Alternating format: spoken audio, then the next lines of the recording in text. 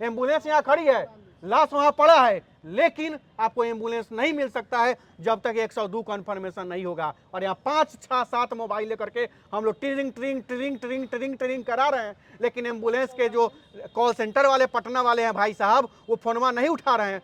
Bihar 102 ambulance सेवा को अगर बुक करना है तो सबसे पहले आपको फैली से समय लेना होगा, और अगर आप मर गए हैं और अगर एम्बुलेंस चाहिए तो मरने के बाद भी आपको वेटिंग में रहना पड़ेगा। जी हाँ, 56 से 60 लाख जनसंख्या वाले पूर्वी चंपारण में सिर्फ और सिर्फ 100 वाहन है, एक एम्बुलेंस है। मतलब कि आपको मरने के बाद भी, जी हाँ, मरने के बाद भी इंतजार करना होगा, क्योंकि 102 पर पिछले आधे घंटे से यहाँ 5 गो नौजवान लोग मिल करके 102 पर फोन लगा रहे हैं, लेकिन किसी के मोबाइल से नहीं लग रहा। थोड़ा दिखा दीजिए डाल करके आप लोग।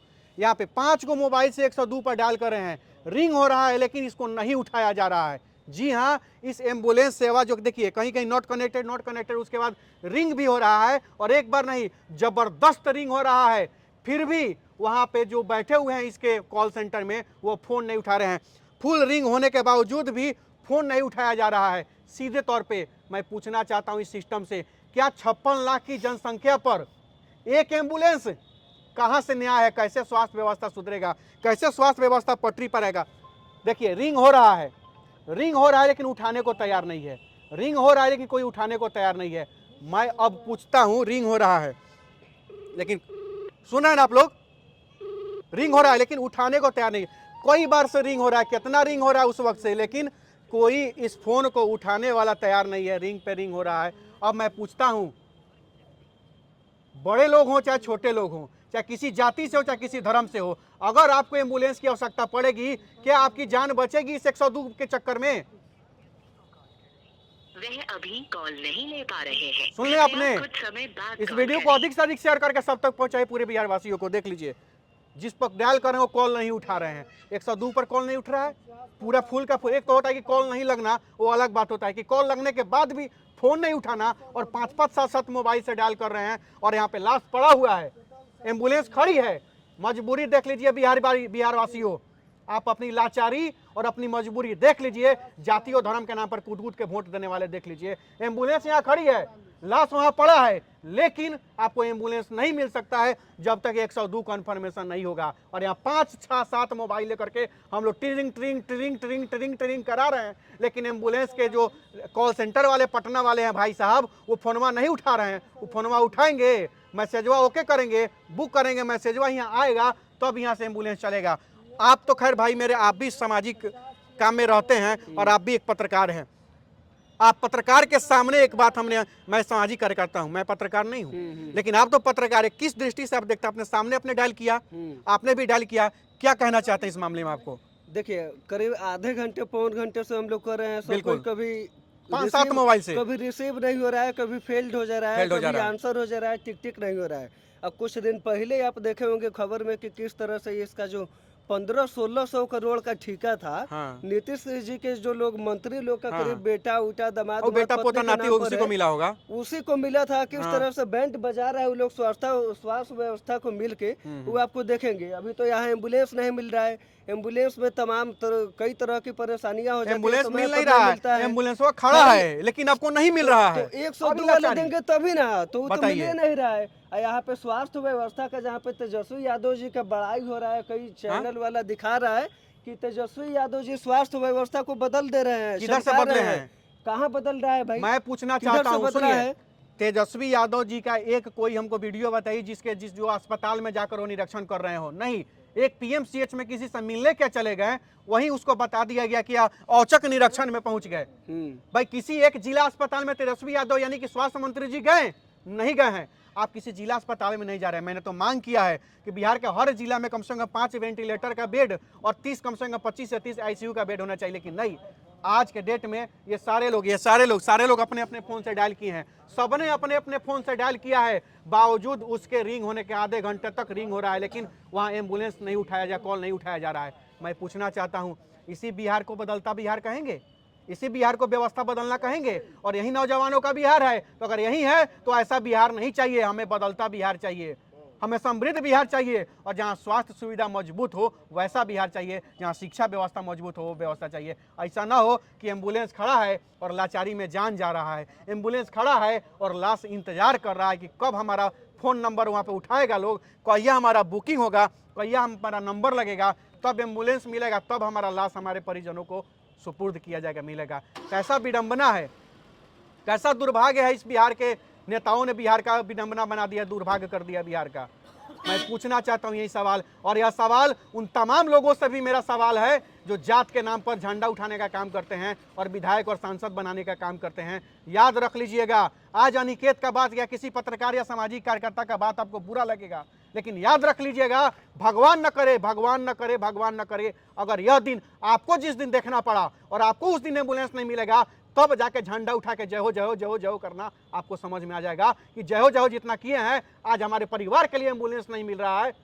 क्या फायदा उस जय हो करने से, क्या फायदा नेता का पोस्टर चिपकाने से, उसका झंडा उठाने से, उसका पोलिंग एजेंट और बूथ एजेंट बनने से, कि आपके परिवार को कभी आवश्यकता पड़ा तो एक एम्बुलेंस तक नहीं मिल पा रहा है। दुर्भाग्य है ऐसी व्यवस्था को, और ऐसी व्यवस्था हमें बिहार को नहीं चाहिए। हम नौजवानों को बदलता बिहार चाहिए, मजबूत बिहार चाहिए, जहाँ शान से कह सके देश के किसी कोने में कि हाँ मैं बिहारी हूँ, और आज भी सीना ठोक के कहते हैं कि हम बिहारी हैं, क्योंकि हमें देश से खतरा नहीं है, हमें हमारे यहाँ भ्रष्ट नेताओं से खतरा है। ऐसे भ्रष्ट नेताओं को बदलना होगा। नहीं जब तक यहाँ के भ्रष्ट नेता नहीं बदलेंगे, आप तो युवा नौजवान हैं, आप क्या कहना चाहते हैं इस बारे में? जब तक लालू का परिवार खत्म नहीं होगा इस बिहार से, नीतीश का परिवार राजनीति से खत्म नहीं होगा। परिवार को मत खत्म करिए, उनकी व्यवस्था को, हमारी व्यवस्था खत्म नहीं होगा, उन लोग का राजनीतिक परिवारवाद खत्म होना नहीं चाहिए, होगा, परिवारवाद खत्म होना चाहिए। परिवारवाद जब तक खत्म नहीं होगा तब तक बिहार का विकास नहीं होगा। इसी तरह मरने के बाद भी इंतजार करना पड़ेगा, यही बिहार रह जाएगा जब तक ये लोग परिवार का राजनीति करेगा।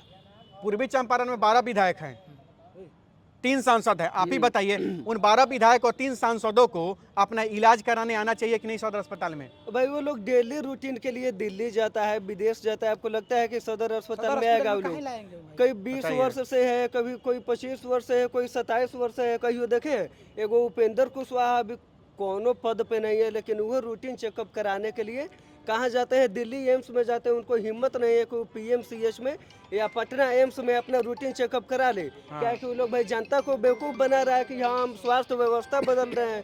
तेजस्वी यादव जी बोले थे कि 60 दिन में हम बिहार का अस्पताल बदल देंगे। वो अपने बाबूजी का ऑपरेशन कहाँ कराते हैं? सिंगापुर में जाके कराना चाहिए। कहाँ पे? पटना एम्स में कराइए, PMCH में कराइए, IG एम्स में कराइए, या सदर अस्पताल जितना अस्पताल है वहाँ पे व्यवस्था कीजिए, लेकिन कोई व्यवस्था नहीं है। जो गरीबों का एक बात बताइए, यहाँ पे तमाम हर दम एक्सीडेंट होते रहता है, किसी का आईडी मार के फेंक देता, कोई विधायक देखने नहीं आता, आप हमेशा चले जाते हैं यहाँ पे, आप ही आके हमेशा आवाज उठाते हैं। आपको जनता काहे नहीं वोट देती है? वो चुतियाओं को काहे वोट देती है? देखिए, मैं इस बारे में तो कुछ नहीं कहना चाहता हूँ। मैं तो सिर्फ इतना जानता हूँ, अगर अपना जीवन अगर इस धरती को समर्पित किए हैं, बिहार और बिहार वासियों के लिए समर्पित किए हैं, तो बिहार जाने और बिहार की जनता जाने, हम अपना फर्ज निभा रहे हैं।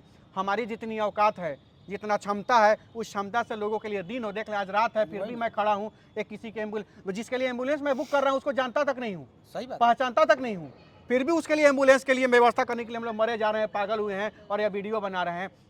इस वीडियो में भी 2-4 गो लफंटू सब आके कमेंट करेगा, कमेंटबाजी करेगा, लेकिन उनको भी बता देना चाहते हैं कि रे पगला, तोरोला लड़ रहे हैं। भगवान न करेगा तोरा जगह एम्बुलेंस का जरूरत पड़ गया तो तोर नेताजी फोन में नहीं उठाएंगे पटना वाले, ठीक है ना? तुमको एम्बुलेंस में नहीं मिलेगा, ना तुम रहेगा ना नेताजी के आगे पीछे जय हो करेगा, तुम ही समाप्त हो जाएगा, तुम्हारा परिवार समाप्त हो जाएगा। तो लड़ाइया तुम्हारे लिए भी लड़ रहे हैं, हम अपने लिए भी लड़ रहे हैं, पूरे बिहार वासियों के लिए लड़ रहे हैं। तो इस व्यवस्था का परिवर्तन होना चाहिए। और अंत में इस वीडियो में हमारा यही मांग है, इस वीडियो को अधिक से अधिक जरूर शेयर करिएगा, ताकि यह मांग बिहार के स्वास्थ्य विभाग के मुख्य सचिव के पास पहुंच सके, मंत्री के पास पहुंच सके।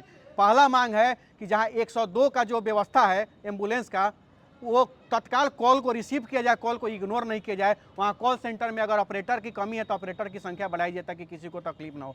दूसरा मांग है कि 56 लाख की जनसंख्या में पूर्वी चंपारण को केवल 100 वाहन है, तो कम से कम यहाँ पे 500 वाहन यहाँ पर दिया जाए, नहीं तो कम से कम 300 वाहन का यहाँ अति आवश्यकता है और उसको पूरा किया जाए निश्चित रूप से। और तीसरा मांग हम लोग का है कि हर बिहार के हर जिला अस्पताल यानी कि सदर अस्पताल में 5 बेड का वेंटिलेटर और 25 बेड का ICU तत्काल व्यवस्था किया जाए, ताकि भविष्य में आने वाले कोरोना जैसे महामारी से हम लोग लड़ने के लिए मजबूत रहें।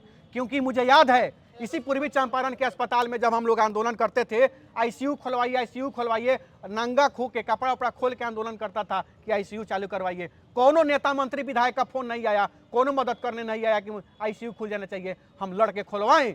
लेकिन जब कोरोना आया तो वही नेता, वही मंत्री, वही विधायक फोन करता था, अरे मंत्री, अस्पताल प्रबंधक, अस्पताल मैनेजर, सीए साहब बोल रहे हैं, सिविल सर्जन बोल रहे हैं, मेरा संबंधी है, उसको आईसीयू में भी शिफ्ट करिए, ऑक्सीजन लगवाइए, आईसीयू में शिफ्ट करवाइए, आईसीयू में बेड दीजिए। यहाँ के मंत्री फोन करते थे और विधायक तत्कालीन फोन करते थे।